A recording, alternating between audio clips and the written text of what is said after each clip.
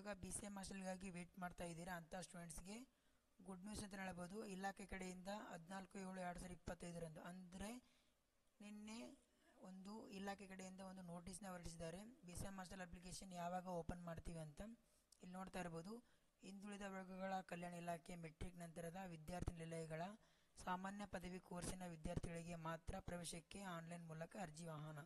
ಅಂದರೆ ಯಾರೆಲ್ಲ ಇವಾಗ ಬಿ ಸಿ ಎಮ್ ಹಾಸ್ಟೆಲ್ಗಾಗಿ ವೇಟ್ ಮಾಡ್ತಾ ಇದ್ದೀರಾ, B A B com B S C ಮಾಡಿರೋ ನಾರ್ಮಲ್ ಡಿಗ್ರಿ ಮಾಡಿರೋ ವಿದ್ಯಾರ್ಥಿಗಳು ಅಂಥ ಸ್ಟೂಡೆಂಟ್ಸ್ಗೆ ಹಾಸ್ಟೆಲ್ ಅಪ್ಲಿಕೇಶನ್ ಓಪನ್ ಮಾಡ್ತೀವಿ ಅಂತ ಇದ್ರ ಮುಖಾಂತರ ತಿಳಿಸಿದ್ದಾರೆ.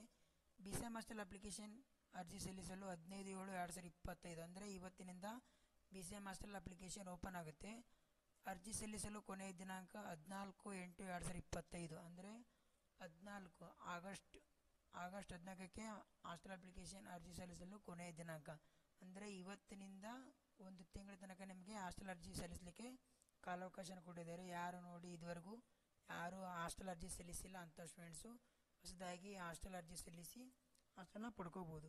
ಹಾಗೆ ಕೆಳಗಡೆ ಬಂದರೆ 19/8/2025 ತನಕ ನೀವು ಯಾರೆಲ್ಲ ಇವಾಗ 15/7/2025 14/8/2025 ತನಕ ಯಾರೆಲ್ಲ ಇವಾಗ ಹಾಸ್ಟೆಲ್ ಅಪ್ಲಿಕೇಶನ್ ಹಾಕಿದ್ದೀರಾ ಅಂಥ ಸ್ಟೂಡೆಂಟ್ಸ್ದು ವೆರಿಫಿಕೇಷನ್ ಮಾಡಿ 19 ತನಕ ವೆರಿಫಿಕೇಷನ್ ಮಾಡ್ತಾರೆ. 19 ತನಕ ವೆರಿಫಿಕೇಷನ್ ಮಾಡಿ 21/8/2025ಕ್ಕೆ ನಿಮ್ಮದು ಹಾಸ್ಟೆಲ್ ರಿಸಲ್ಟ್ ಅನೌನ್ಸ್ಮೆಂಟ್ ಮಾಡ್ತಾರೆ.